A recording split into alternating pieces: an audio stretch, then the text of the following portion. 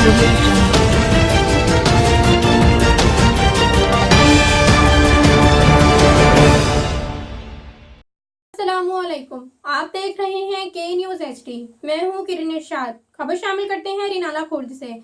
रैनाला खुर्द पीर दी हट्टी रोड अरसा दराज से शदीद टूट फूट का शिकार है। टूटे हुए होने की वजह से आए दिन हादसा मामूल बन चुके हैं। मजीद इस हवाले से रिपोर्ट कर रहे हैं इमरान खुशी। जी बिल्कुल, मैं इस वक्त मौजूद हूँ रैनाला खुर्द पीर दी हट्टी रोड पर। यह रोड अरसा दराज से शदीद टूट फूट का शिकार है। 100 से ज़ायद देहातों को आपस में मिलाने वाला ये पीर दी हट्टी रोड अरसा दराज से टूट फूट का शिकार है। यहाँ पर हादसात मामूल बन चुके हैं। बच्चों को स्कूल जाने में शदीद मुश्किलात का सामना है।